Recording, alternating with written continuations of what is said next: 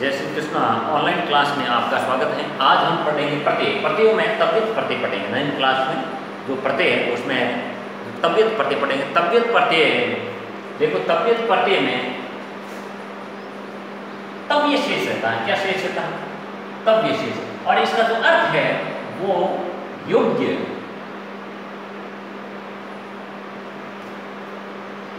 के अर्थ में इसका प्रयोग कहाँ किया जाता है? इसका प्रयोग कहाँ होता है? योग्य के अर्थ में तव्यत का प्रयोग किया जाता है। नोट, तव्यत प्रत्यय में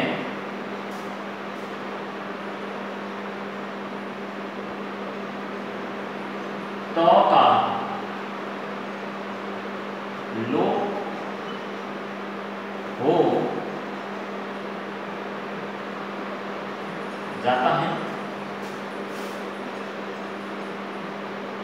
और तव्य शेष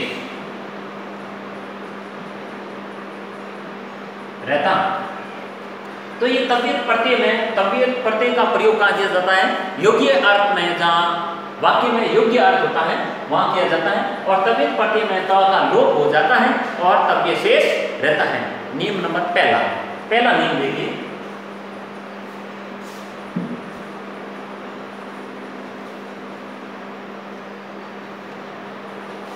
नियम नंबर पहला,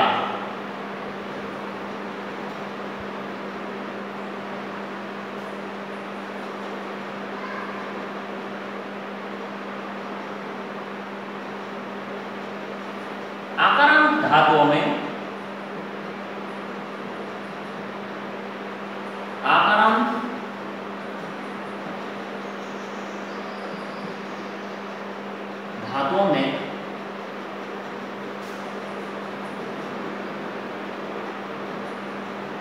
सीधा तव्य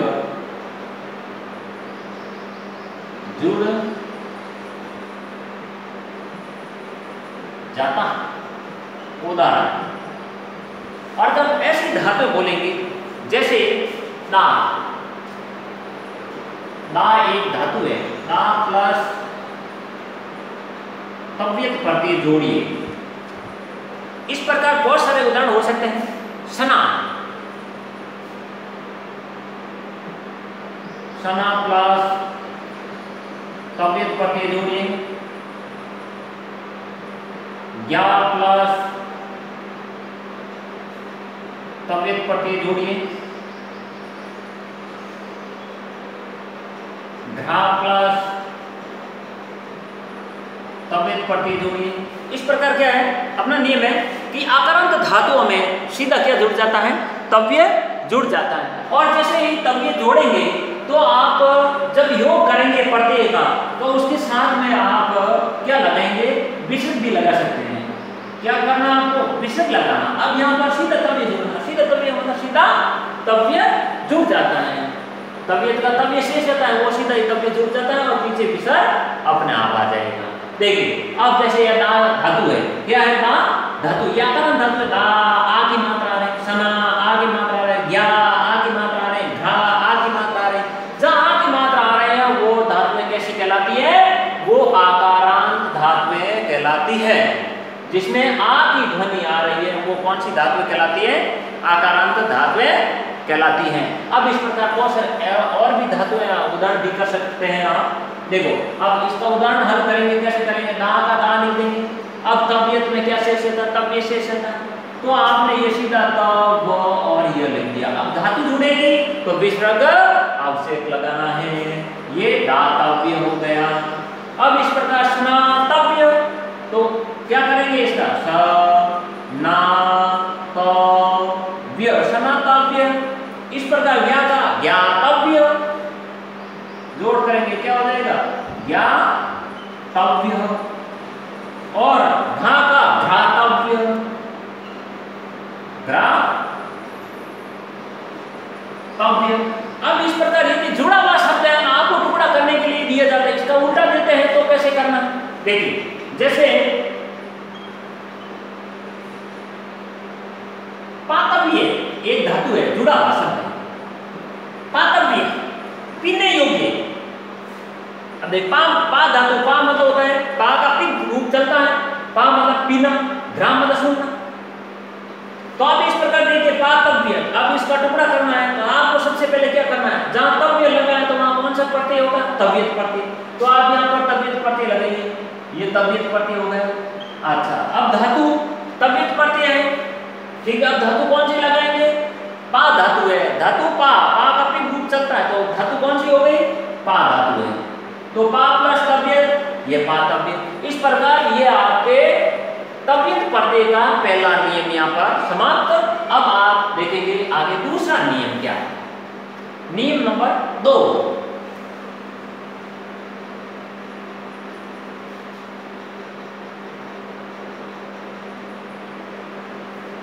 अब दूसरा नियम देखें, यानी दूसरा नियम है कि ऐसी जिन धातुओं के अंत में क्या हो, ई हो, ऊ हो, री हो, तो उसके स्थान पर क्या हो जाता है, क्या हो जाता है, गुण आदेश हो जाता है। उसके स्थान पर जिस धातु, जिस धातु के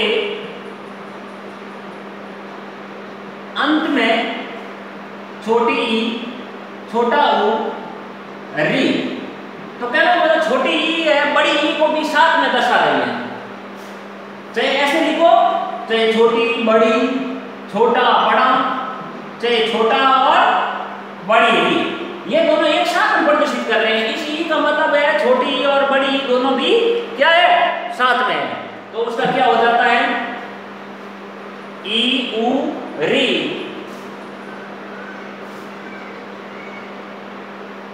जिस धातु के अंत में ई ऊ री हो तो उसका गुण आदेश हो जाता है। गुण आदेश होने का मतलब है वहां पर क्या होगा, गुण संधि होना। क्या होगा ना, गुण संधि होना, गुणा होना। कैसे थे गुण संधि का अपना आप लोग नियम कैसे पढ़े, देखो जहां पर ई और ई है तो उसका क्या हो जाएगा, ई और ई है तो क्या हो जाएगा, यदि ऊ और ऊ है तो उसका क्या हो जाएगा, ई और ई है तो इसका क्या हो जाएगा, ए हो जाएगा। ए होने का मतलब ये मात्रा स्थिति बन जाएगी, देखिए। और ऊ है तो इसका क्या हो जाएगा, ओ हो जाएगा। ओ होने का मतलब ये स्थिति मात्रा की होगी। अब इस प्रकार देखिए अगर री री है, री और री री है तो उसका क्या हो जाएगा, अर हो जाएगा। अर होने का मतलब जहां मात्रा है रड़ा आगे ऊपर चला जाएगा, जहां भी होगा ऐसी स्थिति होगी। ये होगा गुण संधि के नियम, ये चलता है। अब इस प्रकार ये गुण संधि के साथ में आप उदाहरण हल करते हैं। उदाहरण किस प्रकार हल करेंगे, जैसे उदाहरण है, जैसे छोटी ई का पहले लेते हैं, ची प्लस तव्यत प्रत्यय जोड़िए। अब देखो एक तो ये, एक आप जोड़ेंगे बड़ी ई की मात्रा के साथ में नी प्लस तव्यत प्रत्यय जोड़िए। अब हल देखिए आप कैसे, किस तरीके से करना। यहाँ चौ में छोटी ई की मात्रा है, ची मतलब चुनना होता है, नी का मतलब नए ले जाना होता है।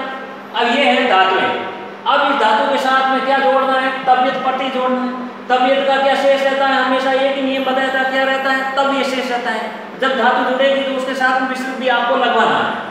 अब इस प्रकार देखिए यहाँ पर छोटी ई की मात्रा है, या छोटी ई या चाहे बड़ी ई है, कोई फर्क नहीं पड़ने वाला, उसका क्या हो जाएगा, ए हो जाएगा। ए होने का मतलब एक मात्रा लगेगी। आप देखो कैसे, देखो यहाँ ए बनाओ, जैसे ये च वर्ण है, ची है, तो इसमें क्या जोड़ना है आपको, छोटी ई के साथ में गुण संधि बनाना। गुण संधि बनाते क्या हो जाएगा, चे हो जाएगा, क्योंकि ये आएगा तो ऊपर मात्रा कहाँ चली जाएगी, ऊपर चली जाएगी। तो साथ में ये ऊपर ये गुण संधि बना दी धातु की। अब शेष क्या बचता है, तव्य बचता है, तो आप तव्य लगाइए, ये हो गया तव्य, और विसर्ग का विसर्ग डाल दिया। इस प्रकार नी का क्या हो जाएगा, ने हो जाएगा। बड़ी है चाहे छोटी है, वहां कोई फर्क नहीं पड़ने वाला, उसका क्या करना है, एक ही मात्रा डालनी है। तो यहाँ क्या हो जाएगा, नेतव्य हो जाएगा, और विसर्ग का विसर्ग डाल देंगे। इस प्रकार देखो अब ऊ वाली मात्रा कैसे देखेंगे, जैसे ये धातु लिखा है श्रु, श्रु यानी सुनना, अब इस प्रकार इसमें क्या जोड़ना है आपको, तबियत प्रत्यय जोड़ना है। ये तबियत प्रत्यय जोड़ दिया तो शुरू का क्या, ऊ का क्या हो जाएगा, ओ हो जाएगा। ओ का धातु में ओ डालेंगे तो क्या हो जाएगा, ये हो जाएगी धातु, ये हो गया ओ, ये गुण संधि बन गई श्रो, और ये तव्य, तव्य का तव्य जोड़ दिया आपने और भी से तव्य से डाल दिया तो श्रुतव्य का श्रोतव्य हो गया। इस प्रकार देखें और भी देखो धातु है। अब री वाली उदाहरण और भी ले सकते हैं, है ना। इस प्रकार देखो री वाला उदाहरण ले सकते हैं, जैसे क्री, क्री प्लस तव्य प्रत्यय जोड़िए तो क्या हो जाएगा, क का क लिख देंगे, र आगे चला जाएगा और ये तव्य कर्तव्य हो जाएगा। जैसे इस प्रकार क्री धातु है, साथ में क्री लगा है तो इसका क्या हो जाएगा, तव्य प्रत्यय जोड़ेंगे, क्री का गुण संधि बनाओ क्या हो जाएगा, क्रे हो जाएगा और तव्यत का तव्यत लगा देंगे तो ये क्रेतव्य। इस प्रकार अपन इस नियम के आधार पर ये बता सकते हैं कि जिस धातु के अंत में क्या हो, जिस धातु के अंत में ई हो, ऊ हो, चाहे री हो तो उसका क्या हो जाता है, गुण आदेश हो जाता है। इस प्रकार अपन और भी उदाहरण ले सकते हैं। स्मरा एक धातु है, क्या है, स्मरा एक धातु है, इसके अंदर तव्यत प्रत्यय जोड़ते हैं तो क्या हो जाएगा, स्मरा का आगे र चला जाएगा तो जोड़ करेंगे ईसम्र और तव्य, तव्य का तव्य हो जाएगा स्मरतव्य, स्मरतव्य। इस प्रकार ये उदाहरण कर सकते हैं, ई वाले ऊ वाले उदाहरण एक साथ में कर सकते हैं। जो ये र है, अर का र है आगे चला जाएगा तो ये आपका नियम नंबर कौन सा था, नियम नंबर दूसरा हो गया। तव्यत प्रत्यय का पहला नियम क्या है, जिस आकारांत धातु में सीधा तव्य जुड़ता है। दूसरा नियम है कि जिस धातु के अंत में क्या हो, ई, ऊ, री हो तो उसका क्या हो जाता है, उनका गुण संधि में आदेश हो जाता है, अर्थात उसका गुण हो जाता है। इस प्रकार ये नियम नंबर 2 हो गए।